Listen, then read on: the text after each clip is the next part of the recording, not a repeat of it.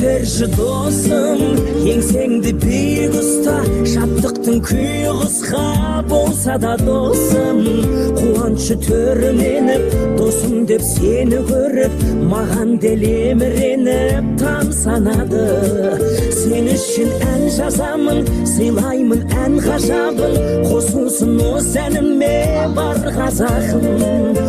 Досымның аты дара, болмысы заты дара, өзіңдей досты туған батыр ана. Досымның аты дара, болмысы заты дара, өзіңдей досты туған батыр ана.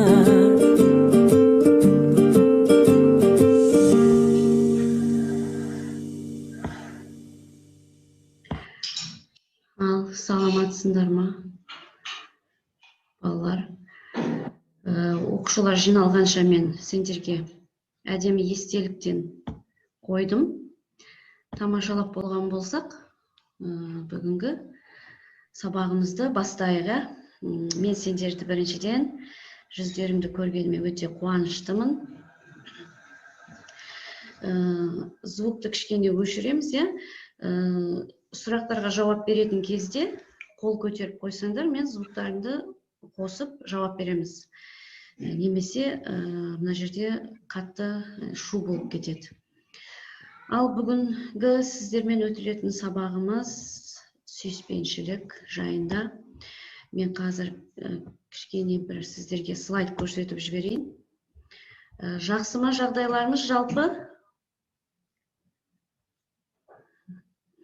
Жарайды, мен дауысты өшіріп тастаңдар дегеннен кейін сендер жауап бере алмайсыңдар.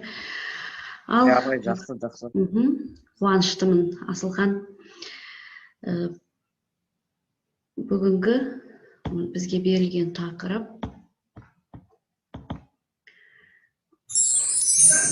жалпы бұл сүйіспеншілік, махаббат тақырыбын біздің биыл 175 жылдығын тойлап жатқан қазақтың ұлы ақыны, ғұлама Абай атамыз көп қара сөздерінде де жаңағы шығармаларына арқау еткен. Яғни Абай өзінің саналы ғұмырында махаббат тақырыбында кең жазып, әндер шығарып кеткен. Сонымен қоса махаббатсыз дүние бос, хайуанға оны қосыңдар деген біз өлең жолдарын жақсы білеміз.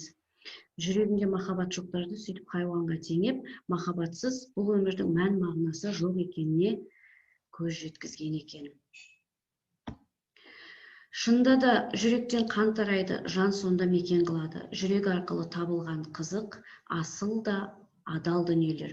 Жүрекпен табылмаған дүниелер қызықсыз дейді. Сонда біз кез келген бір істі жасайтын болсақ, бірінші жүректен сол іске деген махаббатпен бастайтын болсақ, ол іс міндетті түрде өзінің керемет жоғарғы деңгейде нәтижесін көрсетеді. Ал егер біз ол нәрсені қаламасақ, оның нәтижесі де көңілге қонымсыз болып шығады. Әбдіғаппар келіп отыр екен, мен қабылдап жіберейін. Әбдіғаппар, саламатсың ба? Бірден видеоны қосып, дауысты өшіріп қоя бере. Әрі қарай жалғастыра берейік сабағымызды. Әсіресе ұл балдар бізде қазіргі уақытта сіздердің жастарыңызда қыздарға көбірек енді қарап, жаңа сезімдеріңіз оянып жатады. Сол кезде сіздер сыртқы бейнесіне қарайсыздар ма, жоқ әлде ішкі жан дүниесіне ме? Міне Абайдың тағы да бір өлеңіне тоқталып өтейік. Біреуді көркі бар деп жақсы көрме, лапылдап көрсе қызар нәпсі керме. Әйел жақсы болмайды көркіменен, мінезіне көз жетпей, көңіл бөлме дейді. Яғни адамның жан дүниесіне, оның жүрегіне үңілгеннен кейін барып сезімге орын береміз. Жасаулы деп малды деп байдан алма, кедей қызы арзан деп құмарланба, ары бар, ақылы бар, ұяты бар, ата-ананың қызынан қапы қалма дейді. Яғни ата-анаға да қарап, жаңағы қыздың қандай екенін білгің келсе, жаңа ата-анасына қарау керек дейді. Махаббатты ләззат деп қана түсінген адам түсінсе, ол кезде қайғы қасірет, зар мен сор ғана әкеледі дейді Сухомлинский. Ләззат деп қабылдамау керек, ләззат пен махаббатты, сүйіспеншілікті айыра білуіміз керек екен. Әрі әрі қарай әркімде жүрек бар, бірақ барлығында да ол Құдай қосқан жанмен бір ырғақта соға бермейді дейді.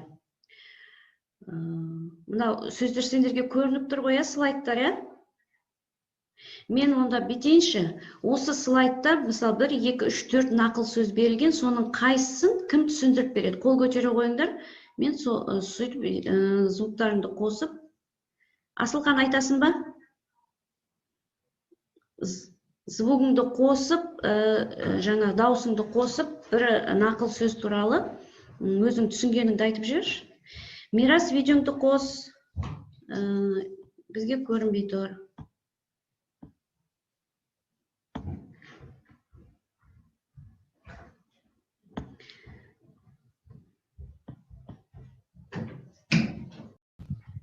Ал бізде Мирас айтам деп жатыр. Айта ғой өз ойыңды. Соңғысы махаббат адам өмірінің тұғырымен тіреуші деген. Қазір артқа кетіп қалды. Аха, айта бер. Соңғысы. Бұл махаббат болмаса егер әлеміміз жолып кету қатеріне де ұшырауы мүмкін. Себебі осы махаббат арқылы әлеміміз бір алақандай үйіп, бір отбасыдай болып жүрген себебіміз сол. Егер махаббат дегенде біз ол адам, қыз бен баланың арасында махаббат емес, ана мен баланың арасындағы отбасындағы махаббат деп те алсақ болады. Сол апай айтайын деген. Жақсы, рахмет. Яғни бұл әлемді ұстап тұрған махаббат дейсің ғой, Жақсы, рахмет, Мирас. Ойыңды ашық жеткізгеніңе. Келесі слайдқа өтейікші. Жалпы сүйіспеншіліктің өзі 3 түрі болады екен, балалар.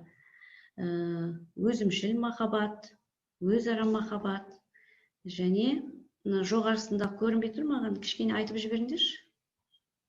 Көрініп тұр ма сендерге?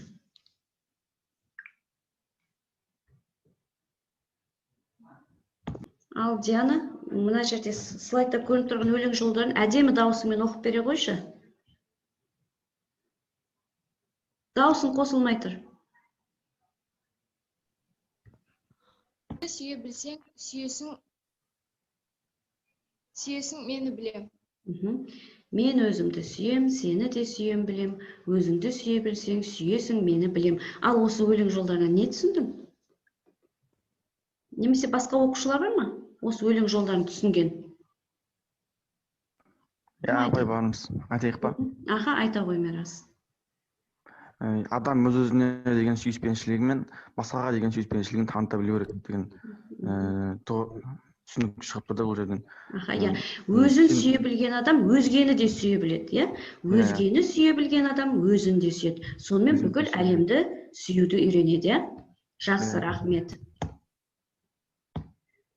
Келесі мына бір таблицаға жауап береміз. Маған өзімнің бойымнан не ұнайды, өз бойымнан қандай қасиеттерді өзгерткім келеді, маған кедергі келтіріп жүрген кейбір қасиеттерімді қандай жақсы қасиеттерге өзгерткім келеді. Ал жеке шығып барлығымыз бұған жауап береміз. Кім бастайды бірінші?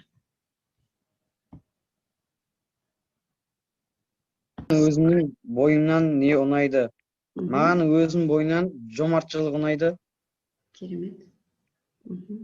Қандай қасиеттерді өзгерткім келеді? Әркім мен сөзге кеп қала берем.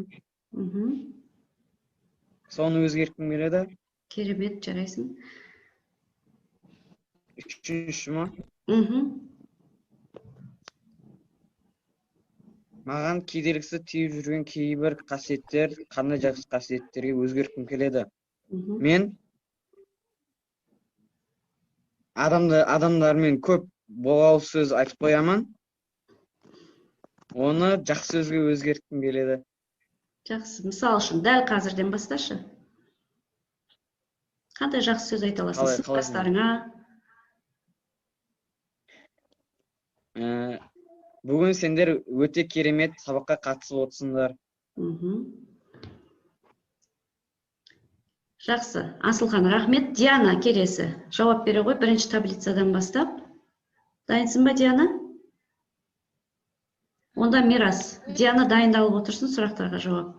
Ойланып отырау деймін. Ал микрофонды қосып жауап бере беріңдер. Екі Мирас, қайсысың? Қадыр Мирас. Жауап берейін ба, бай? Аха. Менің өзімнің бойымнан мындай орысша айтқанда ол сила воли дейді. Мен өзімді берілмеймін, намысқа тырысып. Сонда берілмейтін қасиетім бар өзімнің бойымнан. Керемет, мен де байқағам. Өзімнің бойымда қандай қасиеттерді өзгерткім келеді. Мен өзгерткім келетін қасиет өзімнің бойымнан. Мен барлығынан андай биік тұрғым келеді, барлығынан озып кеткім келеді, андай ешкімнен қағым келмейді, или мен бір қатарда жүргім келмейді. Бірінші қатарда жүргім келеді, сондай қасиетім бар. Кедергі тиіп жүрген қасиеттер өзім бойымнан байқамадым әлі күнге дейін. Кедергі келтіретін қасиет болса, мен ертесін сразу өзгертемін өзімді. Керемет. Бұл жаңағы екінші таблицада сила волиңа да ұқсайды, өзіңнің жаңағы ерік жігеріңді басқара білесің, Жақсы, Мирас, мен сен екінші бағандағы сұрағыма жауап бергенге бір қасиетіңді айттың, бәрінен биік тұрғым келеді деп, оның бір жағынан жақсы жағы да бар, бір жағынан жаман жағы да бар, Жақсы жағы ұмтылыс, үнемі ұмтылыс үстінде жүресің да, ал жаман жағы жаңағы эго басым болып кетеді, эгоистік көбірек болып қалады. Оны мойындағанның өзі қазір соны сенің жаңа сол қасиетіңді жөндеуге деген бір қадам, Керемет? Жақсы. Бізде Әбдіғаппар қосылыпты. Әбдіғаппар, таблицаны көріп отырсың ғой, Жауап беруге дайынсың ба? Көріп отырмын. Ал жауап бере ғой. Жауап қазір. Кішкене ойланады, бізде оған дейін Мирас жауап бере ғой. Микрофоныңды қос. Маған өзім бойымнан тапқырлығым ұнайды. Мысалы, сабақтарда керек болып қалған кезде, мысалы, БЖ-БТЖ-ларда, және өз бойымнан қандай қасиетті өзгерткім келеді.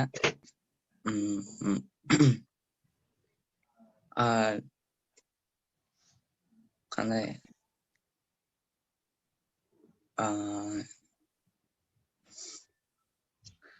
жалқаулығымды өзгерткім келеді, мысалы. Жақсы. Үшінші, қандай қасиетті жақсы қасиетке өзгерткім келеді. Жалқаулықты ерін шек болмауға, табандылық, шыдамдылыққа өзгерткім келеді. Соған өзгерткім келеді. Керемет. Әбдіғаппар, қосыла ғой.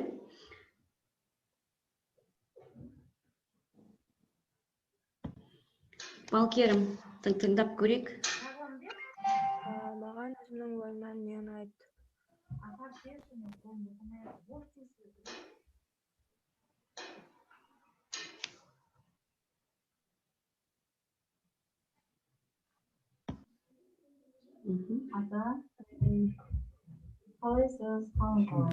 Өте қарапайым бізде Балкерім, бір ұнайтын қасиетім бар шы? Ау? Екінші таблицадан бастай берейінші. Аха, жарайды, екінші таблицадан. Өз бойымнан еріншектікті, көбіне сабақ қалынша көп қатысамаймын. Еріншектіктер. Соны өзгерткім келеді. Маған кедергісі тиіп жүрген керек қасиеттерін. Сол еріншектігімді мен көбірек сабаққа қатысып, оқымыстылыққа ауыстырғым келеді. Жақсы. Рахмет, Балкерім. Жаңағы сұрақтарға жауап берген кезде қандай сезімде болдыңыз? Сізге сенімділік қалай әсер етеді? Бойыңызда қандай қасиеттердің болғанын қалайсыз дейді.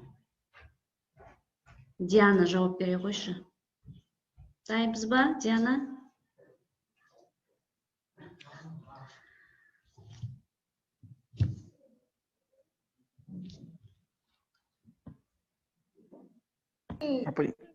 Өзімнің қасиеттерім тағы да еске алдым. Тағы қателіктерімді түзету керек екенін ойландым. Екінші сұрақ.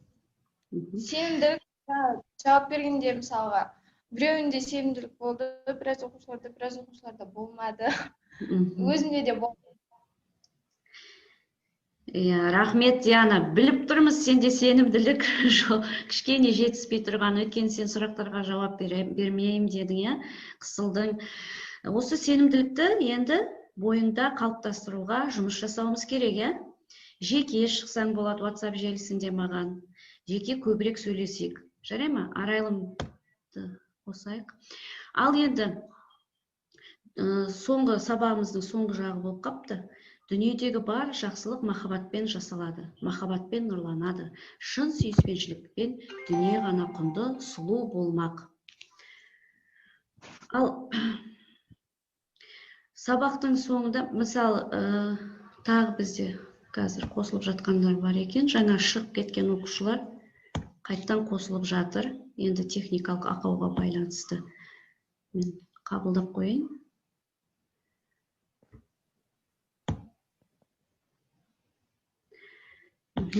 Бұл өмірдің қызығы махаббатпен, көрге кірсең үлгілі жақсы атақпен деп Абай махаббат ауыртпалықтан құтқарып, жан тыныштығына жеткізеді дейді. Осыған қаншалықты келісеміз, балалар? Шынымен махаббат жан тыныштығын бере ме бізге? Кім айтқысы келеді өз ойын? Балкерім? Апай. Ал, Мирас. Сен егер бір уайымдайтын адам болса, сені жақсы көретін адам болса, сен ішінен бір қуанышты бір ерекше сезімді жүресің өз өмірде да. Саған жаны ашитын адам бар екен білгесін, сен оны да жақсы көресің, ол сені жақсы көреді деген сияқты. Бұл өмірде махаббаттың барын өзі сезінесің да. Жақсы, рахмет. Махаббат адал әрі жан жаратылысы таза, тілі жұмсақ, кең пейілді, тәрбиелі, асыл текті адамдарға лайық дейді. Осы сөзбен келісеміз бе? Сүю үшін адамға шынымен де таза жүрек керек дейді. Жоқ, келіспеймін жаңа біріншісімен. Не үшін?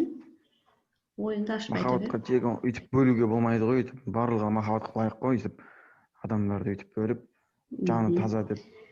Адамдардың барлығы жануарлар да тіпті жәндіктер де махаббатқа лайық деп білемін. Жақсы, Мирас өзінің ойын ашық айтып жатыр. Мен сенің ойыңды өте құрметтеймін. Рахмет. Арайлым, сабаққа қатыса алдың ба бүгін? Аха, Балкерім айтам. Жаңағы сіздің берген тапсырмаңыз бар ғой, өзіміз жайлы өзіміздің бойымыздағы қасиеттерімізді айту. Соны біз бір-бірімізге айтсақ, осы жерде отырған. Керемет. Бір-біріміздің жақсы қасиеттерімізді, өзің басташы, кімнің жақсы қасиетін айтқың келіп отыр бойында? Мен осы жерде бүкілін айтып шыға салайын. Жарайды.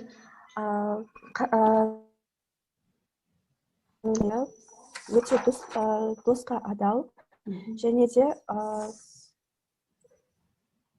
де досқа адал. Бір ғана қасиетін айтсаң жетеді, енді екінші таблицада қандай қасиетін өзгерту керек? Бір ғана қандай қасиетін?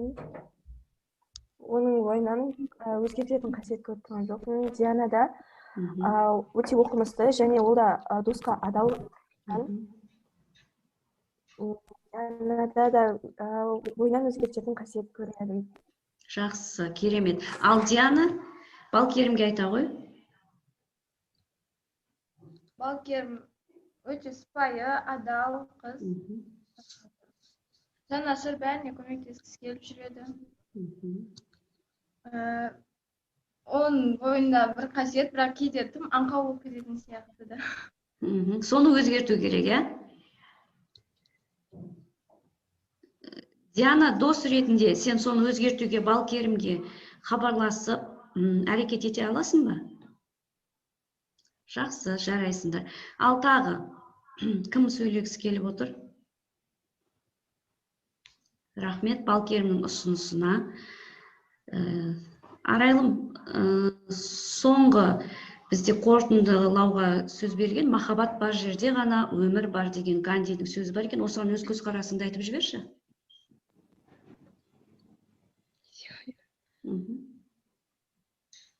Көрініп тұр ғой, Иә. Айта бер.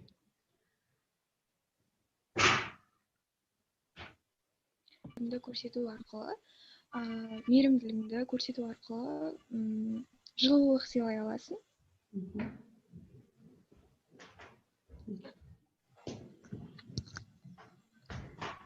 Жақсы, рахмет Арайлым. Әрине енді сыныпта, мектепте сабақ өткенге жетпейді, бірақ сонда да осы бүгінгі біздің өткен сүйіспеншілік жайындағы тақырыбымыздан, онлайн тәрбие сабағымыздан бір ауыз кері байланыс күтем сіздерден. Менде Балкерім бірінші тұр екен. Балкерім бастайсың ба? Звугыңды қосып қой, дауысыңды. Ау. Сүйіспеншілік дегеніміз бұл адамнан адамға деген махаббат, және де ықылас. Если адамнан адамға деген махаббат болмаса, осы қайын ешкімге жанашымас еді. Жақсы, рахмет. Мирас. Мен ба апай? Қамқоршылдық деген айтайын дегенмін. Жақсы, бір ауыз сөзбен, Диана. Бір ауыз сөз қамқоршылық. Звугыңды қосып айту. Арайлым. Сүйіспеншілік ол адам үшін ең құнды қасиет. Сүйіспеншілік болмаған жерде адамға деген сыйластық, жанашырлық болмайды. Жақсы, рахмет. Мирас. Диана болмаса.